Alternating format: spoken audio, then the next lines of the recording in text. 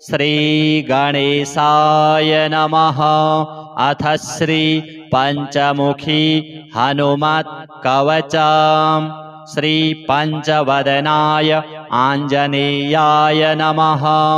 श्री पार्वत्युवाच सदाशिववरस्वामिन् ज्ञानदप्रियकारकः कवचादिमया सर्वं देवानां संश्रुतं प्रिय इदानीं श्रोतुमिच्छामि कवचं करुणानिधे वायुसूनोर्वरं येन नान्यदन्वेषितं भवेत् साधकानां च सर्वस्वं हनुमत्प्रीतिवर्धनम्। श्रीशिव उवाच देवेशि दीर्घनयने दीक्षादीप्तकलेवरे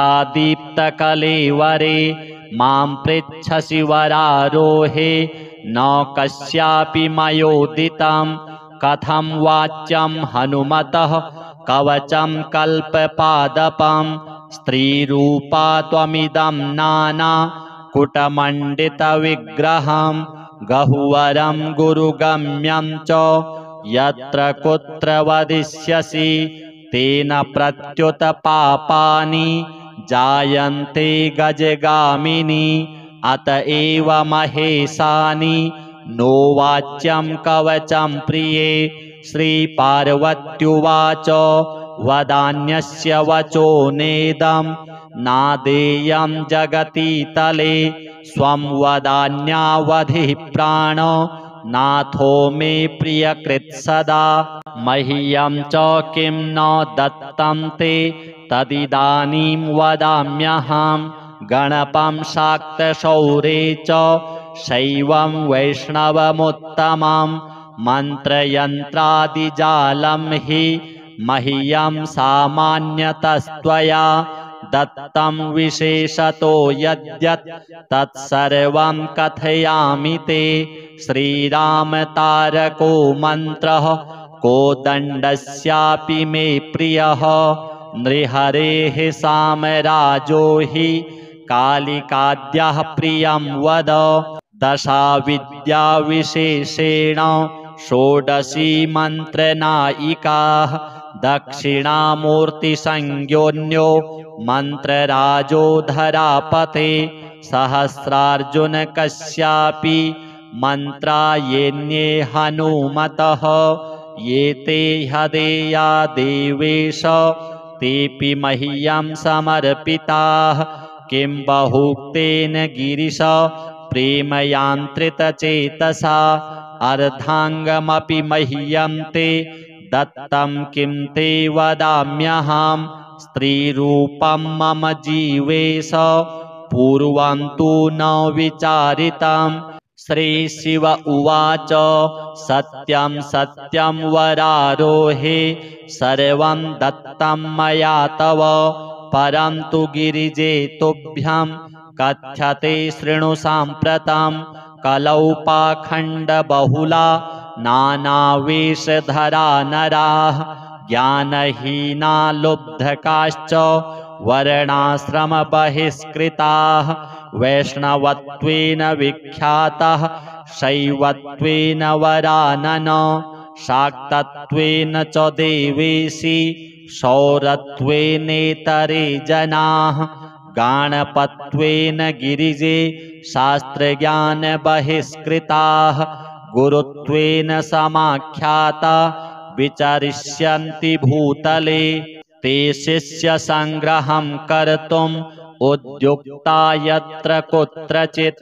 मन्त्राद्युच्चारणे तेषां नास्ति सामर्थ्यमम्बिके तच्छिष्याणां च गिरिजे तथापि जगतीतले पठन्ति पाठयिष्यन्ति विप्रद्वेषपराः सदा द्विजद्वेषपराणां हि नरके पतनं ध्रुवं प्रकृतं वच्मि गिरिजे यन्मया पूर्वमीरितं नानारूपमिदं नानाकूटमण्डितविग्रहं तत्रोत्तरं महेशाने शृणुयत्नेन साम्प्रतं तुभ्यं मया यदा देवी वक्तव्यं कवचं शुभं नानाकूटमयं पश्चात् त्वयापि प्रेमतः प्रियं वक्तव्यं कुत्रचित् तत्तु भुवने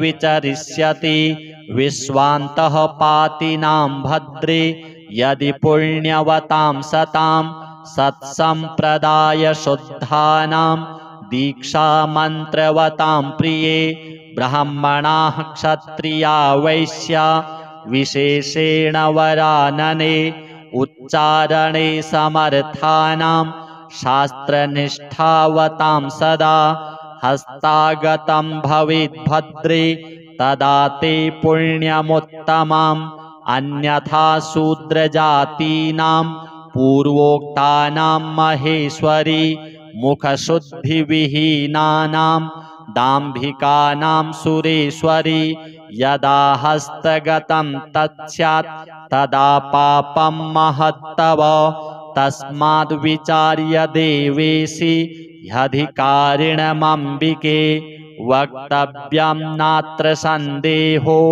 ह्यन्यथा निरयं व्रजेत् किं कर्तव्यं मया तुभ्यम् उच्यते प्रेमतः प्रिये त्वयापीदं विशेषेण गोपनीयं स्वयोनिवत् ॐ श्री पंचवदनाय आञ्जनेयाय नमः। ॐ अस्य श्री पंचमुख हनुमन् मन्त्रस्य ब्रह्मा ऋषिः गायत्री छन्दः पंचमुख विराट हनुमान् देवता ह्रीं बीजं श्रीं शक्तिः क्रौं कीलकं क्रूं कवचं क्రైं अस्त्राय फट् इति दिग्बन्धः।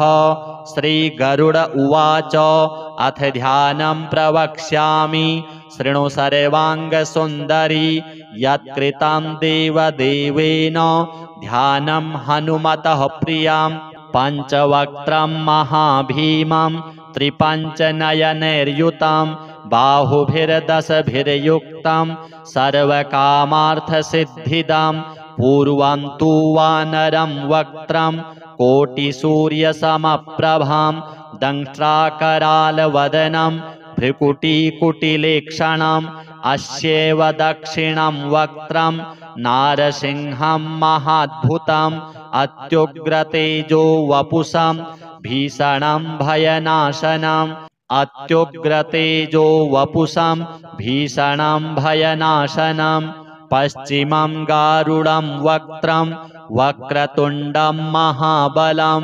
सर्वनागप्रशमनं विषभूतादिकृन्तनम् उत्तरं सौकरं वक्त्रं कृष्णं दीप्तं नभोपमं पातालसिंहवेतालो ज्वररोगादिकृन्तनम् ऊर्ध्वं हयाननं घोरं दानवान्तकरं परं येन वक्त्रेण विप्रेन्द्र तारकाख्यं महासुरं जघान शरणं तत्स्यात् सर्वशत्रुहरं परं ध्यात्वा पञ्चमुखं रुद्रं हनुमन्तं दयानिधिं खड्गं त्रिशूलं खट्वाङ्गं पाशमङ्कुशपर्वतं मुष्टिं कौमोदकीं वृक्षं धारयन्तं कमण्डलुं भिन्दिपालं ज्ञानमुद्रां दशभिर्मुनिपुङ्गवम् एतान्यायुधजालानि धारयन्तं भजाम्यहं प्रेतासनोपविष्टं तं सर्वाभरणभूषितं दिव्यमाल्याम्बरधरं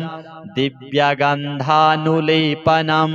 सर्वाश्चर्यमयं देवं हनुमद्विश्वतोमुखं पञ्चास्यमच्युतमनेकविचित्रवर्णो वक्त्रं शशाङ्कशिखरं कपिराजवर्यं पीताम्बरादिमुकुटैरूपशोभिताङ्गं पिङ्गाक्षमाद्यमनिशं मनसा स्मरामि मर्कटेशं महोत्साहं सर्वशत्रुहरं परं शत्रुसंहर मां रक्ष श्रीमन्नापदमुद्धर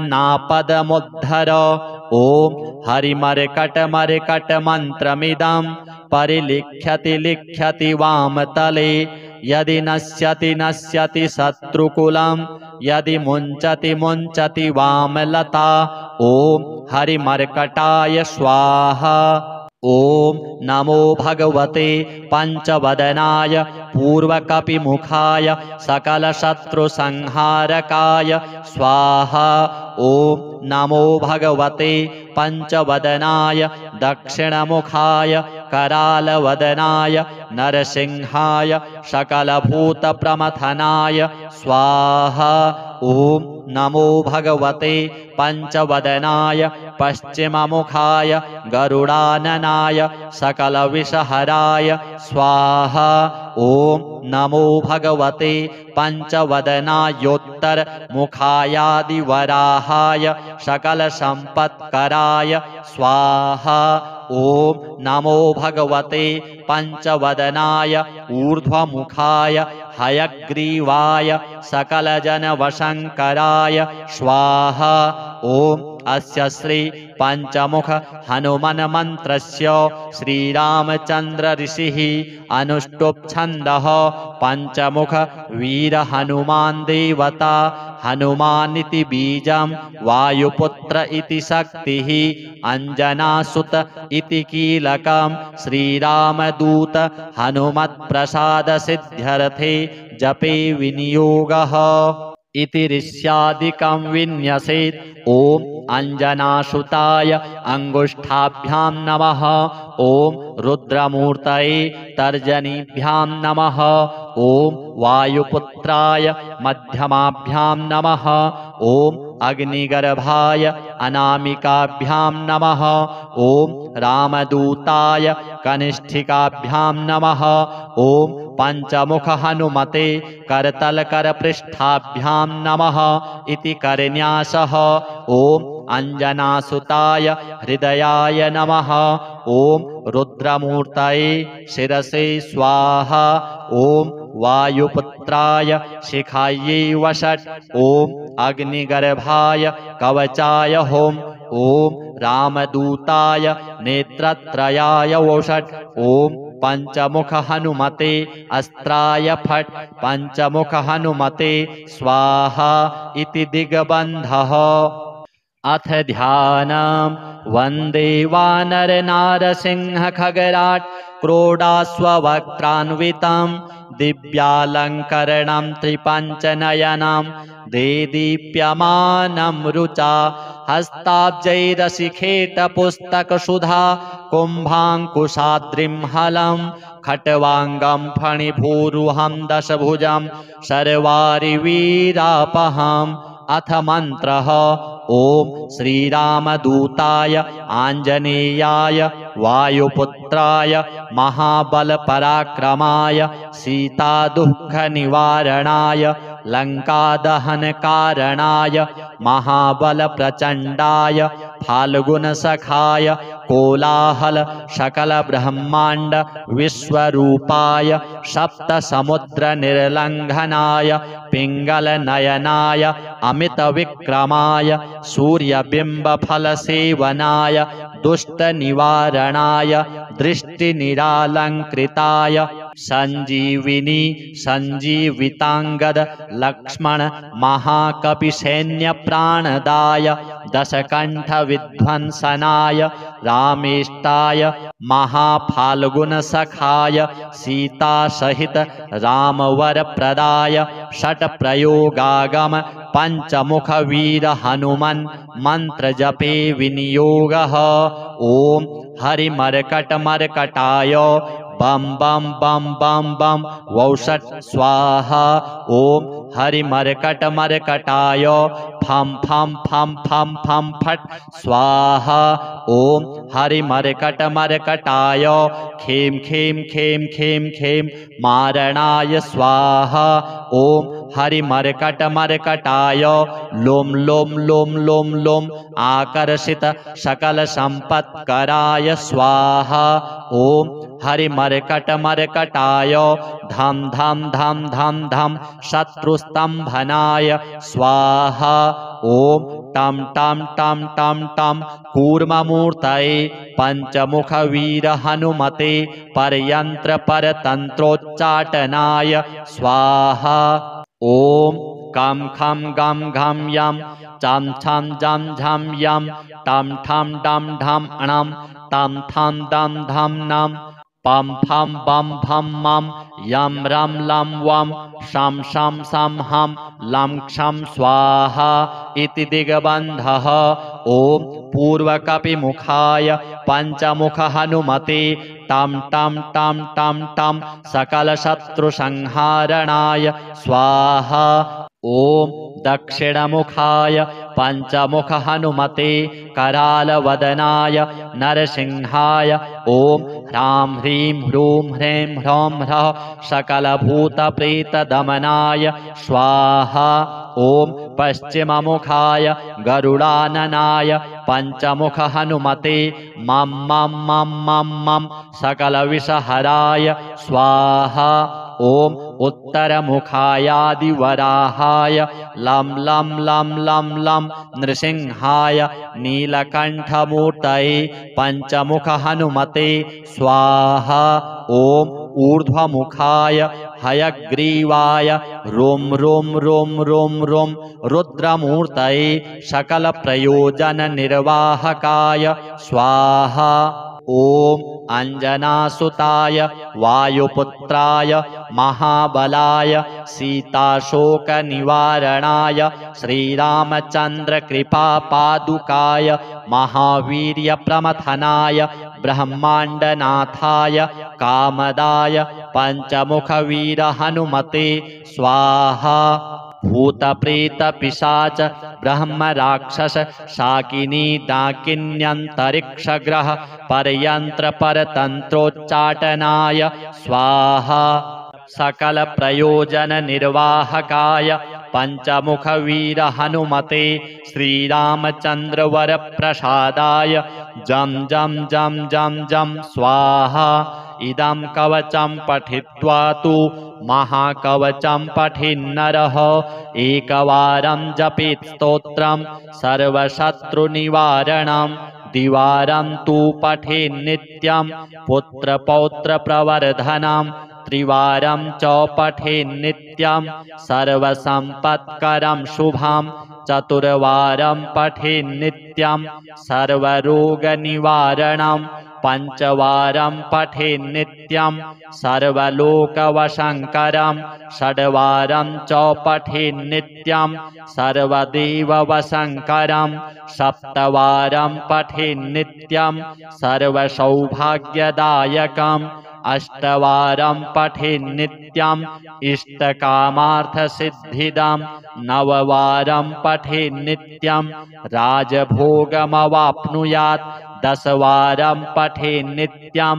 त्रैलोक्यज्ञानदर्शनं रुद्रावृत्तिं पठेन्नित्यं सर्वसिद्धिर्भवेद्ध्रुवं निर्बलो रोगयुक्तश्च महाव्याध्यादिपीडितः कवचस्मरणेनैव महाबलमवाप्नुयात् श्रीहनुमद्देवार्पणमस्तु।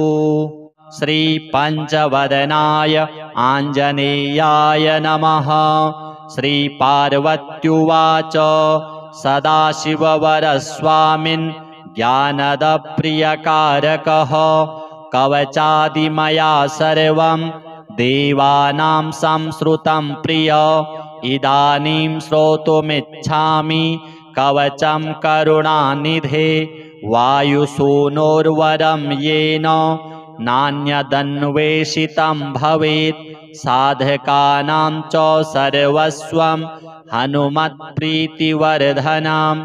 श्रीशिव उवाच देवेशि दीर्घनयने दीक्षादीप्तकलेवरे मां पृच्छसि वरारोहे न कस्यापि मयोदितं कथं वाच्यं हनुमतः कवचं कल्पपादपं स्त्रीरूपा त्वमिदं नाना कुटमण्डितविग्रहं गहुवरं गुरुगम्यं च यत्र कुत्र वदिष्यसि तेन प्रत्युत पापानि जायन्ते गजगामिनी अत एव महेशानि नो वाच्यं कवचं प्रिये। श्रीपार्वत्युवाच वदान्यस्य वचो नेदं नादेयं जगति तले स्वं वदान्यावधिः प्राणो नाथो मे प्रियकृत् सदा। मह्यं च किं न दत्तं ते तदिदानीं वदाम्यहं गणपं शाक्तशौरे च शैवं वैष्णवमुत्तमं मन्त्रयन्त्रादिजालं हि मह्यं सामान्यतस्त्वया दत्तं विशेषतो यद्यत् तत्सर्वं कथयामि ते। श्रीरामतारको मन्त्रः कोदण्डस्यापि मे प्रियः नृहरेः सामराजो हि कालिकाद्यः प्रियं वद। दशाविद्याविशेषेण षोडशी मन्त्रनायिकाः दक्षिणामूर्तिसंज्ञोऽन्यो मन्त्रराजो धरापते सहस्रार्जुनकस्यापि मन्त्रा येऽन्ये हनुमतः ये ते ह्यदेया देवेश तेऽपि मह्यं समर्पिताः। किं बहुक्तेन गिरिश प्रेमयान्त्रितचेतसा अर्धाङ्गमपि मह्यं ते दत्तं किं ते वदाम्यहं स्त्रीरूपं मम जीवेश पूर्वं तु न विचारितम्।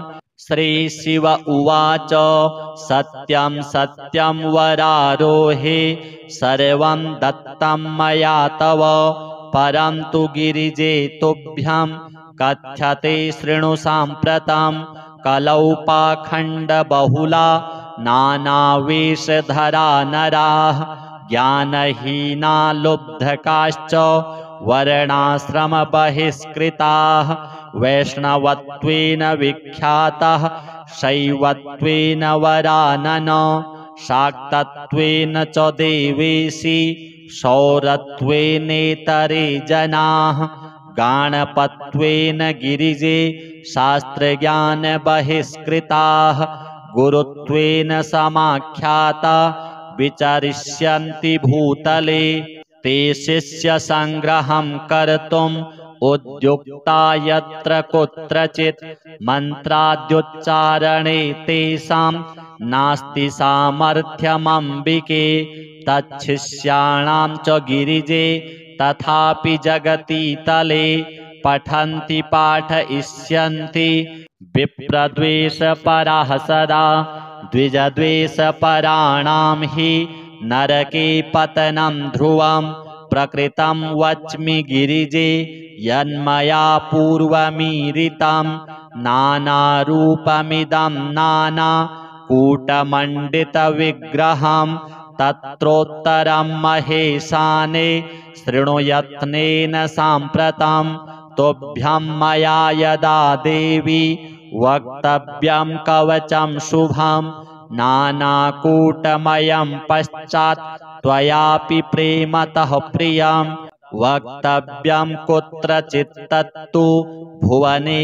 विचरिष्यति विश्वान्तः पातिनां भद्रे यदि पुण्यवतां सतां सत्सम्प्रदाय शुद्धानां दीक्षामन्त्रवतां प्रिये ब्राह्मणाः क्षत्रिया वैश्या विशेषेण वरानने उच्चारणे समर्थानां शास्त्रनिष्ठावतां सदा हस्तागतं भवेद्भद्रे तदा ते पुण्यमुत्तमम् अन्यथा शूद्रजातीनां पूर्वोक्तानां महेश्वरी मुखशुद्धिविहीनानां दाम्भिकानां सुरेश्वरी यदा हस्तगतं तत्स्यात् तदा पापं महत्तव तस्माद् विचार्य देवेशि ह्यधिकारिणमम्बिके वक्तव्यं नात्र सन्देहो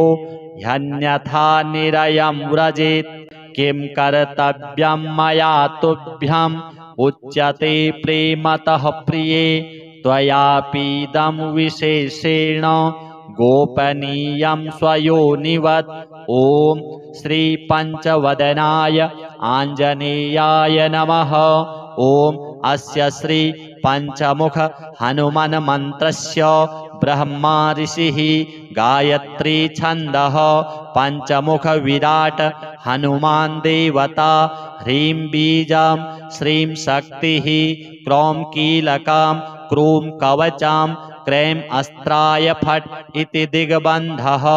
श्रीगरुड उवाच अथ ध्यानं प्रवक्ष्यामि शृणु सर्वाङ्गसुन्दरी यत्कृतं देवदेवेन ध्यानं हनुमतः प्रियं पञ्चवक्त्रं महाभीमं त्रिपञ्चनयनैर्युतं बाहुभिर्दशभिर्युक्तं सर्वकामार्थसिद्धिदं पूर्वं तु वानरं वक्त्रं कोटिसूर्यसमप्रभां दंष्ट्राकरालवदनं भ्रुकुटिकुटिलेक्षणम् अस्यैव दक्षिणं वक्त्रं नारसिंहं महाद्भुतम् अत्युग्रतेजो वपुषं भीषणं भयनाशनम् अत्युग्रतेजो वपुषं भीषणं भयनाशनम् पश्चिमं गारुडं वक्त्रं वक्रतुण्डं महाबलं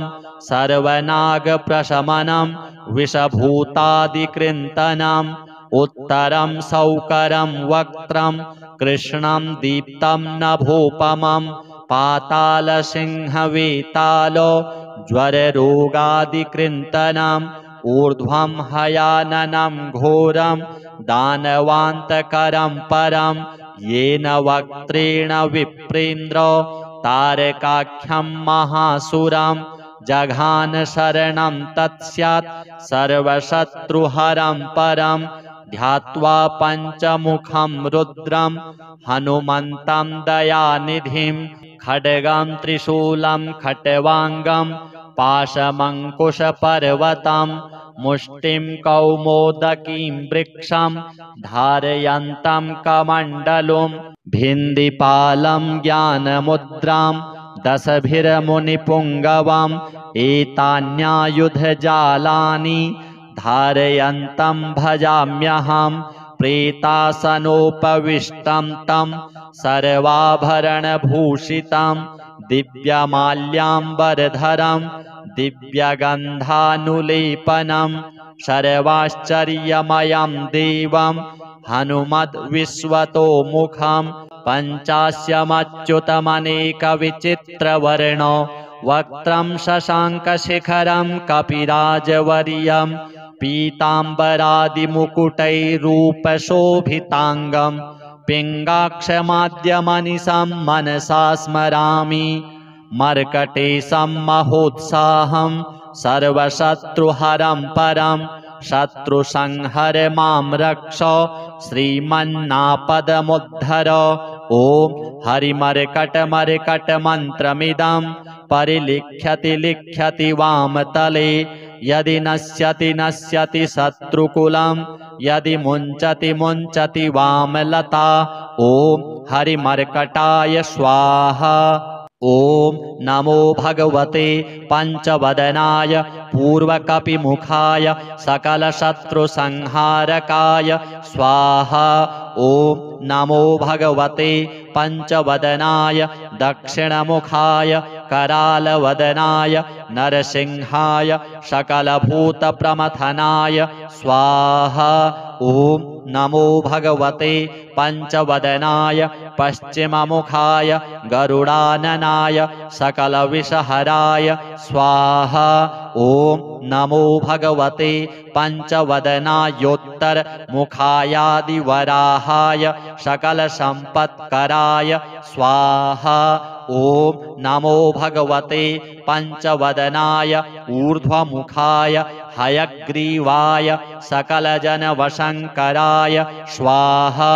ॐ अस्य श्री पञ्चमुख हनुमन्मन्त्रस्य श्रीरामचन्द्र ऋषिः अनुष्टुप् छन्दः पञ्चमुख वीर हनुमान् देवता हनुमानिति बीजं वायुपुत्र इति शक्तिः अंजनासुत इति कीलकं श्रीरामदूत हनुमत्प्रसादसिद्ध्यर्थे जपे विनियोगः इति ऋष्यादिकं विन्यसेत्। ॐ अंजनासुताय अंगुष्ठाभ्यां नमः। ॐ रुद्रमूर्तये तर्जनीभ्यां नमः। ॐ वायुपुत्राय मध्यमाभ्यां नमः। ॐ अग्निगर्भाय अनामिकाभ्यां नमः। ॐ रामदूताय कनिष्ठिकाभ्यां नमः। ॐ पंचमुख हनुमते करतलकरपृष्ठाभ्यां नमः इति करन्यासः। ॐ अंजनासुताय हृदयाय नमः। ॐ रुद्रमूर्तये शिरसे स्वाहा। ॐ वायुपुत्राय शिखायै वषट्। ॐ अग्निगर्भाय कवचाय होम। ॐ रामदूताय नेत्रत्रयाय वषट्। ॐ पंचमुख हनुमते अस्त्राय फट्। पंचमुख हनुमते स्वाहा इति दिग्बन्धः। अथ ध्यानम्। वन्दे वानरनारसिंह खगराट् क्रोडाश्ववक्त्रान्वितं दिव्यालङ्करणं त्रिपञ्चनयनं देदीप्यमानं रुचा हस्ताब्जैरशिखेटपुस्तकसुधा कुम्भाङ्कुशाद्रिं हलं खट्वाङ्गं फणिभूरुहं दशभुजं सर्वारिवीरापहम्।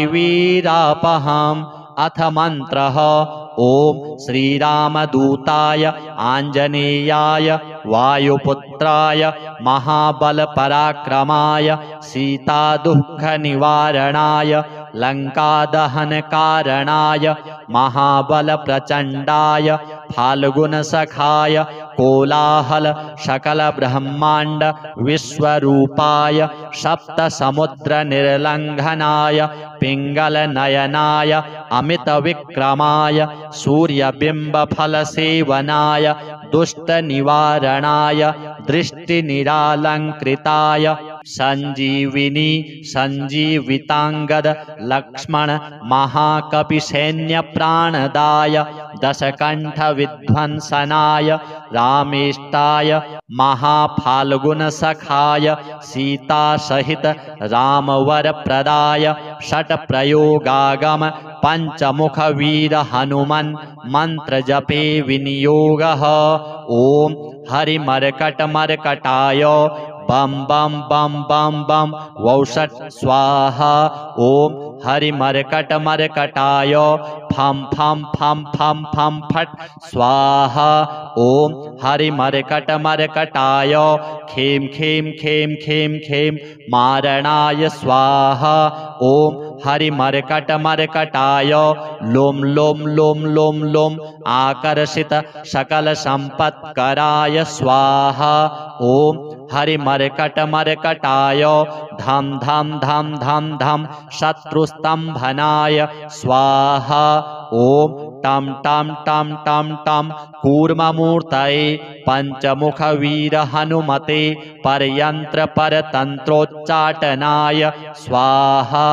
ॐ कं खं गं घं यं चं छं जं झं यं टं ठं डं ढं णं तं थं दं धं नं पं फं बं भं मं यं रं लं वं शं शं शं हं लं क्षं स्वाहा इति दिग्बन्धः। ॐ पूर्वकपिमुखाय पंचमुख हनुमते टं टं टं टं टं सकलशत्रुसंहारणाय स्वाहा। ॐ दक्षिणमुखाय पंचमुख हनुमते करालवदनाय नरसिंहाय ॐ ह्रां ह्रीं ह्रूं ह्रैं ह्रौं ह्रः सकलभूतप्रेतदमनाय स्वाहा। ॐ पश्चिममुखाय गरुडाननाय पंचमुख हनुमते मं मं मं मं मं सकलविषहराय स्वाहा। ॐ उत्तरमुखायादिवराहाय लं लं लं लं लं नृसिंहाय नीलकण्ठमूर्तये पंचमुख हनुमते स्वाहा। ॐ ऊर्ध्वमुखाय हयग्रीवाय रों रों रों रों रों रुद्रमूर्तये सकलप्रयोजननिर्वाहकाय स्वाहा।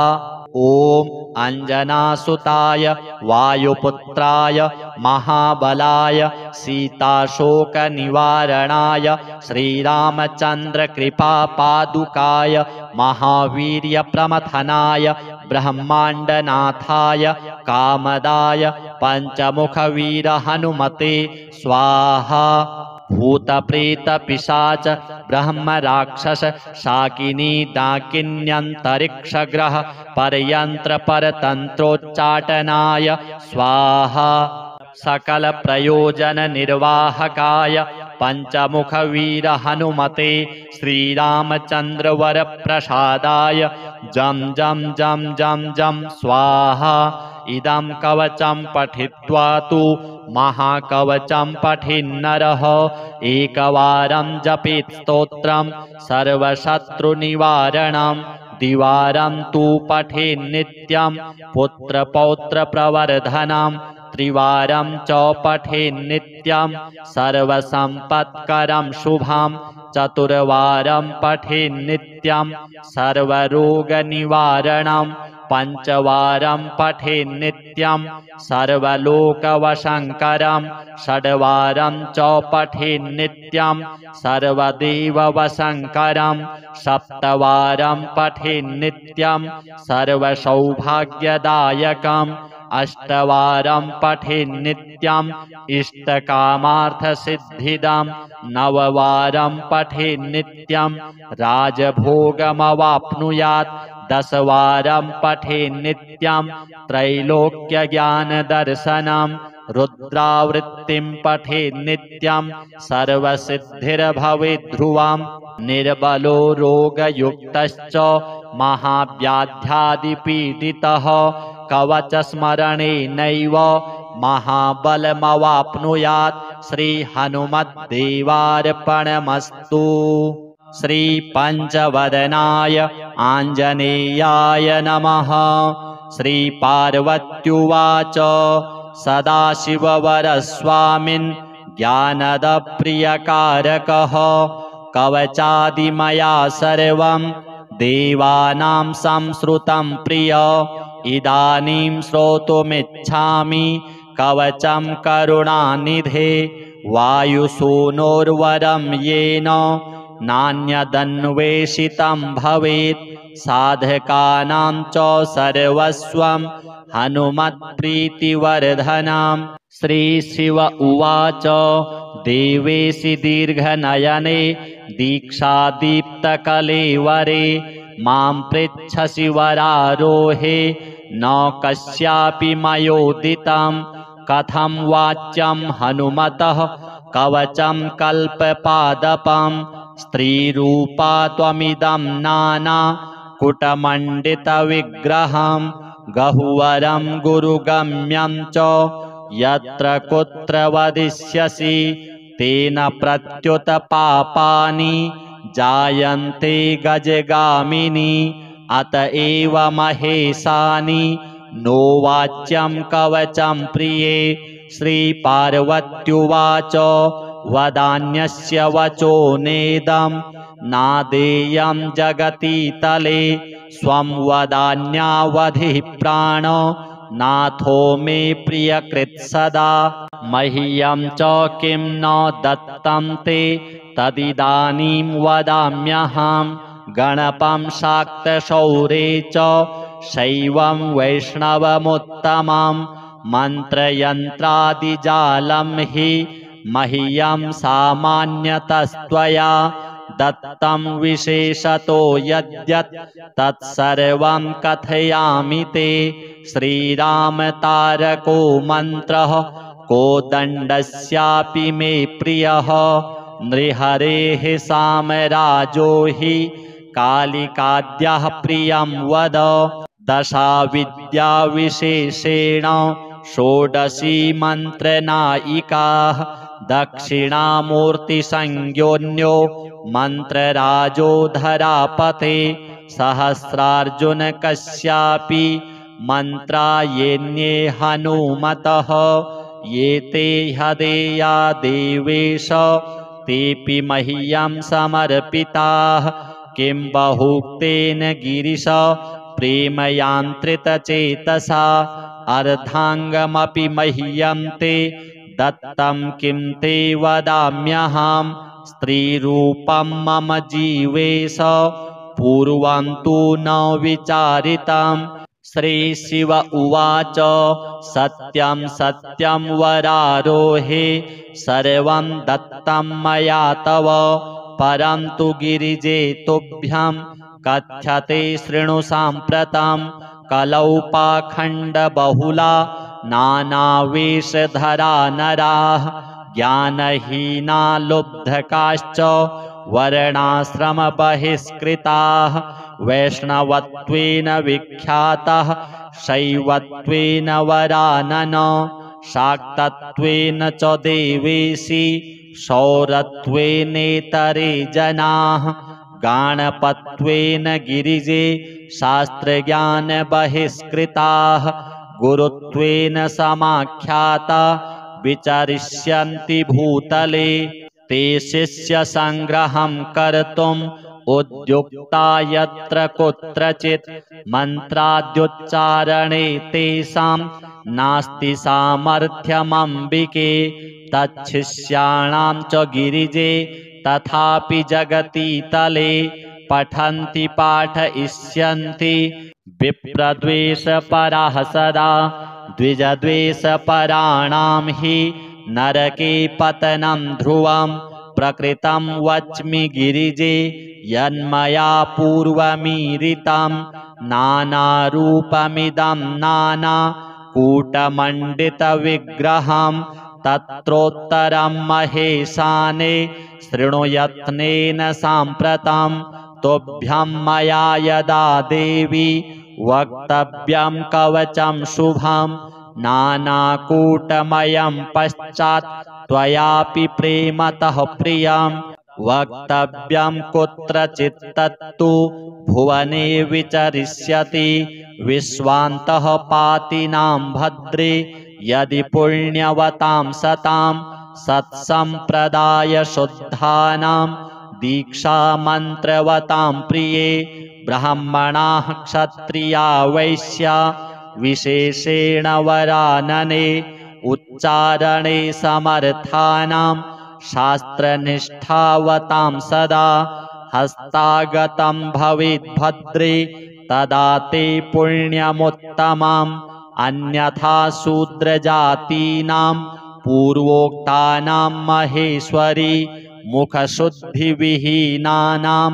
दाम्भिकानां सुरेश्वरी यदा हस्तगतं तत्स्यात् तदा पापं महत्तव तस्माद् विचार्य देवेशी ह्यधिकारिणमम्बिके वक्तव्यं नात्र सन्देहो ह्यन्यथा निरयं व्रजेत् किं कर्तव्यं मया तुभ्यम् उच्यते प्रेमतः प्रिये त्वयापीदं विशेषेण गोपनीयं स्वयोनिवत् ॐ श्री पंचवदनाय आञ्जनेयाय नमः।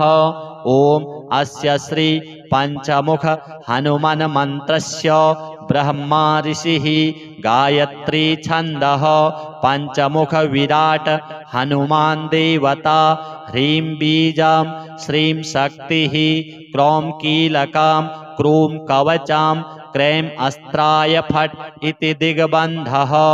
श्रीगरुड उवाच अथ ध्यानं प्रवक्ष्यामि शृणु सर्वाङ्गसुन्दरी यत्कृतं देवदेवेन ध्यानं हनुमतः प्रियं पञ्चवक्त्रं महाभीमं त्रिपञ्चनयनैर्युतं बाहुभिर्दशभिर्युक्तं सर्वकामार्थसिद्धिदं पूर्वं तु वानरं वक्त्रं कोटिसूर्यसमप्रभां दंष्ट्राकरालवदनं भ्रुकुटीकुटिलेक्षणम् अस्यैव दक्षिणं वक्त्रं नारसिंहं महाद्भुतम् अत्युग्रतेजो वपुषं भीषणं भयनाशनं अत्युग्रतेजो वपुषं भीषणं भयनाशनं पश्चिमं गारुडं वक्त्रं वक्रतुण्डं महाबलं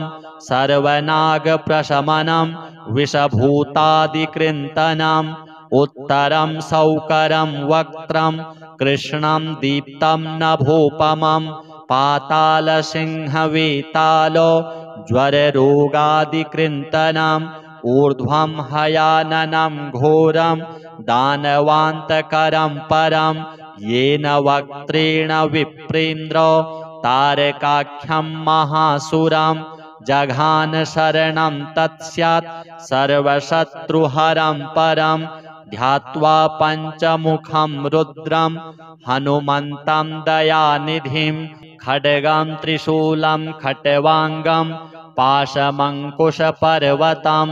मुष्टिं कौमोदकीं वृक्षं धारयन्तं कमण्डलुं भिन्दिपालं ज्ञानमुद्रां दशभिर्मुनिपुङ्गवम् एतान्यायुधजालानि धारयन्तं भजाम्यहं प्रेतासनोपविष्टं तं सर्वाभरणभूषितं दिव्यमाल्याम्बरधरं दिव्यगन्धानुलेपनं सर्वाश्चर्यमयं देवं हनुमद्विश्वतोमुखं पञ्चास्यमच्युतमनेकविचित्रवर्णो वक्त्रं शशाङ्कशिखरं कपिराजवर्यं पीताम्बरादिमुकुटैरूपशोभिताङ्गं पिङ्गाक्षमाद्यमनिशं मनसा स्मरामि मर्कटेशं महोत्साहं सर्वशत्रुहरं परं शत्रुसंहर मां रक्ष श्रीमन्नापदमुद्धर ॐ हरिमर्कटमर्कटमन्त्रमिदं परिलिख्यति लिख्यति वामतले यदि नश्यति नश्यति शत्रुकुलं यदि मुञ्चति मुञ्चति वामलता ॐ हरिमर्कटाय स्वाहा। ॐ नमो भगवते पञ्चवदनाय पूर्वकपिमुखाय सकलशत्रुसंहारकाय स्वाहा। ॐ नमो भगवते पञ्चवदनाय दक्षिणमुखाय करालवदनाय नरसिंहाय सकलभूतप्रमथनाय स्वाहा। ॐ नमो भगवते पञ्चवदनाय पश्चिममुखाय गरुडाननाय सकलविषहराय स्वाहा। ॐ नमो भगवते पञ्चवदनायोत्तरमुखायादिवराहाय सकलसम्पत्कराय स्वाहा। ॐ नमो भगवते पञ्चवदनाय ऊर्ध्वमुखाय हयग्रीवाय सकलजनवशङ्कराय स्वाहा।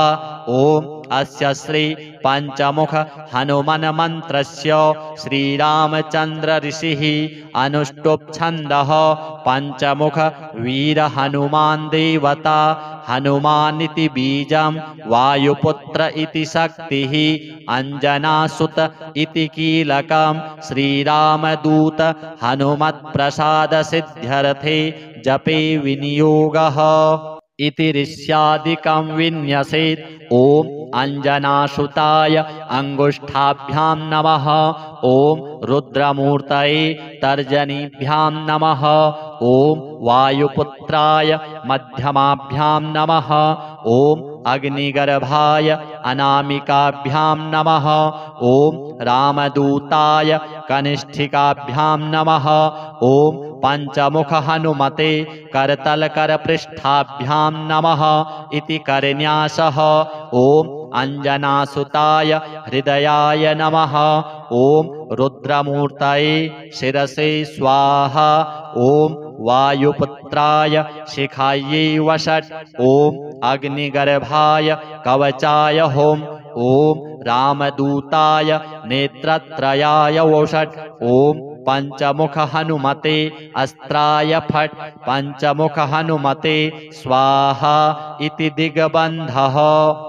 अथ ध्यानम् वन्दे वानरनारसिंह खगराट् क्रोडास्ववक्त्रान्वितं दिव्यालङ्करणं त्रिपञ्चनयनं देदीप्यमानं रुचा हस्ताब्जैरशिखेटपुस्तकसुधा कुम्भाङ्कुशाद्रिं हलं खट्वाङ्गं फणिभूरुहं दशभुजं सर्वारिवीरापहम्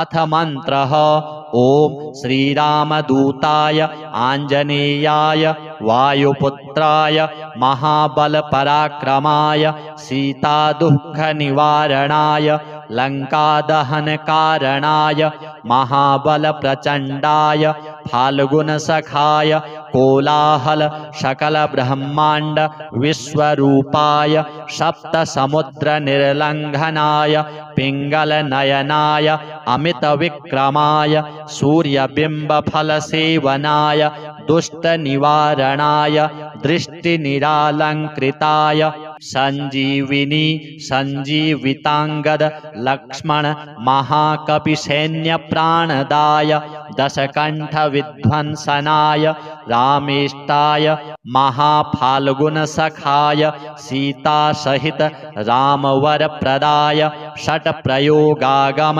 पञ्चमुखवीर हनुमन् मन्त्रजपे विनियोगः ॐ हरिमर्कटमर्कटाय बम बम बम बम बम वौषट स्वाहा ॐ हरिमर्कटमर्कटाय फम फम फम फम फम फट स्वाहा ॐ हरिमर्कटमर्कटाय खेम खेम खेम खेम खेम मारणाय स्वाहा ॐ हरिमर्कटमर्कटाय लोम लोम लोम लोम लोम आकर्षित सकलसम्पत्कराय स्वाहा ॐ हरिमर्कटमर्कटाय धम धम धम धम धम शत्रुस्तम्भनाय स्वाहा ॐ टम टम टम टम टम कूर्ममूर्तये पञ्चमुखवीर हनुमते परयन्त्रपरतन्त्रोच्चाटनाय स्वाहा ॐ कं खं गं घं यं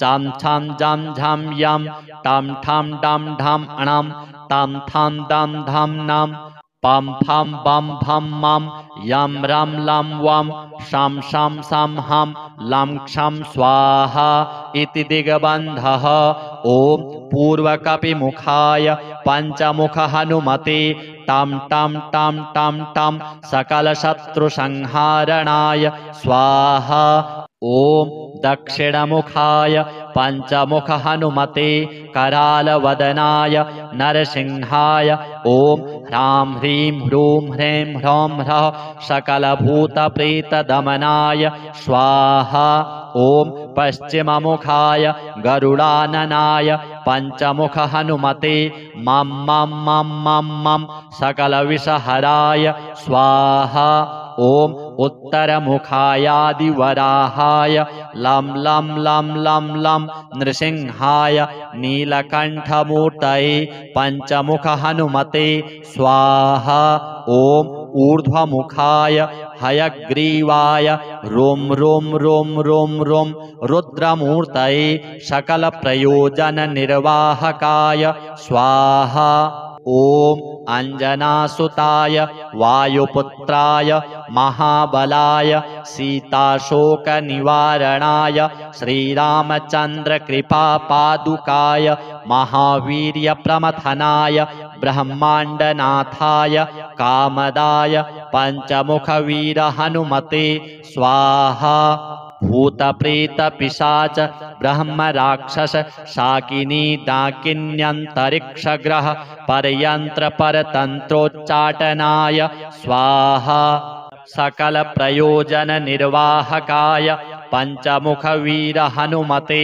श्रीरामचन्द्रवरप्रसादाय जं जं जं जं जं स्वाहा इदं कवचं पठित्वा तु महाकवचं पठिन्नरः एकवारं जपेत् स्तोत्रं सर्वशत्रुनिवारणं द्विवारं तु पठेन्नित्यं पुत्रपौत्रप्रवर्धनं त्रिवारं च पठेन्नित्यं सर्वसम्पत्करं शुभं चतुर्वारं पठेन्नित्यं सर्वरोगनिवारणं पञ्चवारं पठेन्नित्यं सर्वलोकवशङ्करं षड्वारं च पठेन्नित्यं सर्वदेववशङ्करं सप्तवारं पठेन्नित्यं सर्वसौभाग्यदायकम् अष्टवारं पठेन्नित्यं इष्टकामार्थसिद्धिदं नववारं पठेन्नित्यं राजभोगमवाप्नुयात् दशवारं पठेन्नित्यं त्रैलोक्यज्ञानदर्शनं रुद्रावृत्तिं पठेन्नित्यं सर्वसिद्धिर्भवेद्ध्रुवं निर्बलो रोगयुक्तश्च महाव्याध्यादिपीडितः कवचस्मरणेनैव महाबलमवाप्नुयात्। श्रीहनुमद्देवार्पणमस्तु।